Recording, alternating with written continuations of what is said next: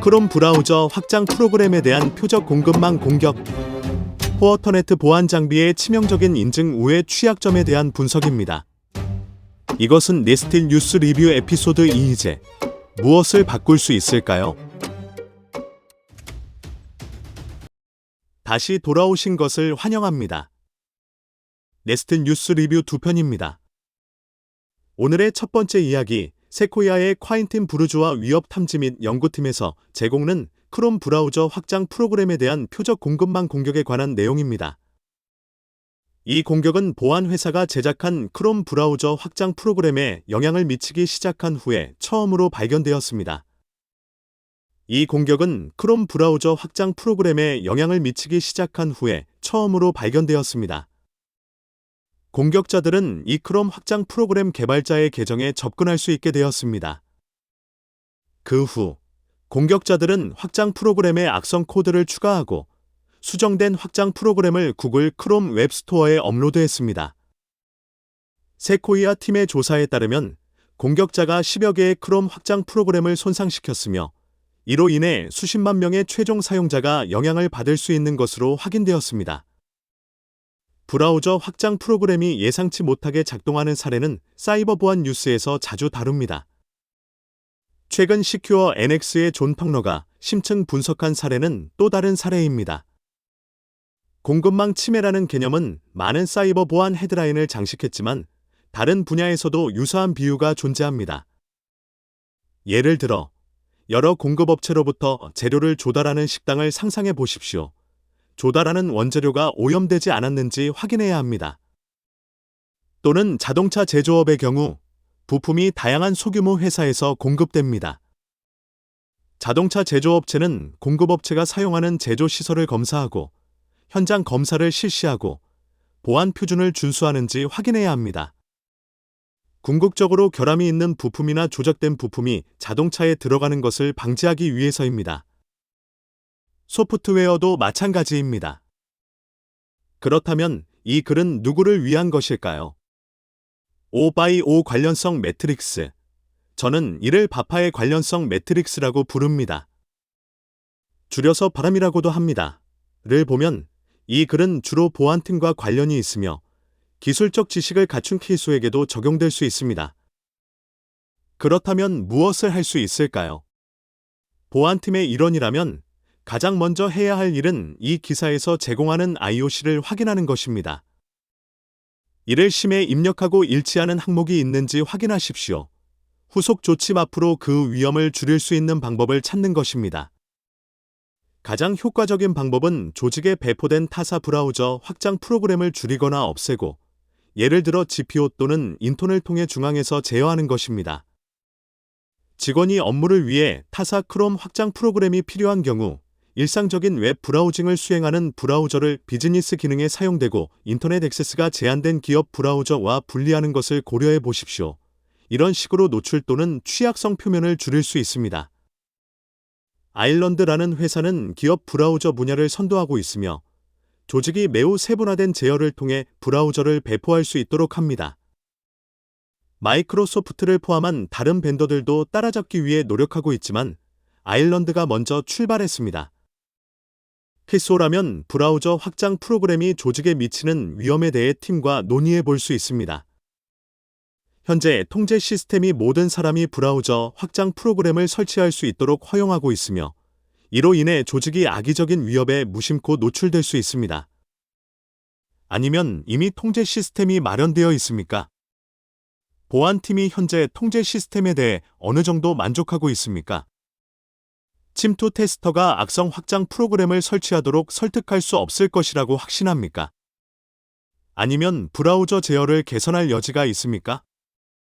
조직 내 동료들과 논의하고 새로운 브라우저에서 비즈니스 애플리케이션을 테스트하는 데 필요한 노력의 수준을 결정하기 위해 엔터프라이즈 브라우저를 채택하는 아이디어를 떠올려 보십시오. 그리고 동료들이 우려하는 잠재적 영향은 무엇입니까? 개인 사용자를 위한 조언은 동일합니다. 브라우저 확장 프로그램이 정말 필요한지 신중하게 고려하십시오. 확장 프로그램이 꼭 필요한 경우는 거의 없습니다. 기회가 있을 때마다 설치된 확장 프로그램 목록을 확인하십시오. 크롬에서 예를 들어 이렇게 합니다. 크롬 콜론 딕스텐션즈를 입력하여 그리고 브라우저에 설치된 확장 프로그램을 살펴보십시오. 모든 확장 프로그램이 거기에 있을 것으로 기대하십니까? 모든 확장 프로그램이 필요하십니까? 그중 하나라도 필요하십니까? 해당 확장 프로그램의 개발자가 비교적 잘 알려진 회사입니까? 개발자가 해당 확장 프로그램을 마지막으로 업데이트한 시기는 언제입니까? 해당 확장 프로그램에 대한 사용자 리뷰는 어떻습니까? 다음으로 넘어가겠습니다. 두 번째 이야기는 워치타워랩스의 소니와 알리즈 해먼드가 최근 포트넷 보안 기기에서 발견된 중요한 인증 우회 취약점에 대한 분석입니다.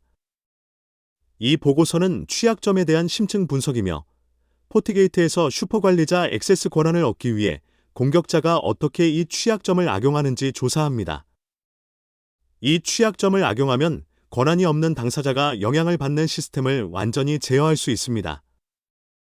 이 글은 악용된 인증 메커니즘의 특정 약점을 살펴봅니다. 이 글은 흥미로운 내용으로 구성되어 있으며 개념 증명 코드를 기트허브 링크로 제공하여 마무리합니다.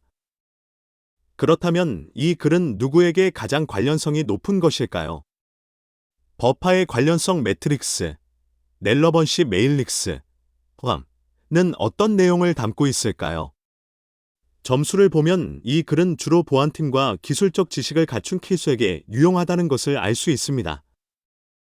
그러나 정부 및 정책 담당자도 이 글을 자세히 살펴볼 필요가 있습니다. 보안팀의 일원으로서 무엇을 할 수 있습니까? 영향력의 범위에 따라 여러분이 할 수 있는 일은 기기에 패치를 계속 적용하는 것뿐일 수도 있습니다. 그러나 취약성 이력, 패치 적용 주기, 보안 권고 사항의 투명성과 정확성, 보안 개발 수명 주기, SDLC, 채택 등과 같은 요소에 초점을 맞추어 여러 가지 보안 기기 공급업체를 비교 분석해 보는 것도 좋은 방법입니다. 이 유형의 비교 분석을 키수에게 보여줄 수 있습니다. 예를 들어, 중요한 취약점의 수준과 보안 어플라이언스 공급업체의 구체적인 조치의 존재 여부, 코드베이스 현대화에 투자하는 방법을 설명할 수 있습니다. 이 분석과 함께 보안팀이 자신 있게 지원할 수 있는 권장 사항을 제시할 수 있습니다. 물론, 보여줄 수 있는 데이터가 있는지 확인하십시오. 즉, 팀의 패치 프로세스가 표준에 부합하는지, 벤더가 패치를 출시한 직후 보안 어플라이언스를 지속적으로 패치하는지 확인하십시오. 혈수에게 명확히 하고 싶은 메시지는 팀의 최선의 노력에도 불구하고 조직에 대한 위험이 여전히 높은지, 그리고 더 나은 실적을 가진 보안 어플라이언스 벤더를 선택함으로써 위험을 줄일 수 있는지 여부입니다. 만약 당신이 카이소라면 이 기사는 분명 흥미로운 읽을거리입니다. 특히 기술적 배경이 있고 취약점의 세부 사항을 즐기는 분이라면 더욱 그렇습니다. 이 기사를 몇몇 벤더와 관련된 끝이 없어 보이는 일련의 보고서 맥락에서 보면 그들의 제품에 존재하는 제로 데이 또는 치명적인 취약점을 강조하는 경우 반복되는 패턴을 발견할 수 있습니다.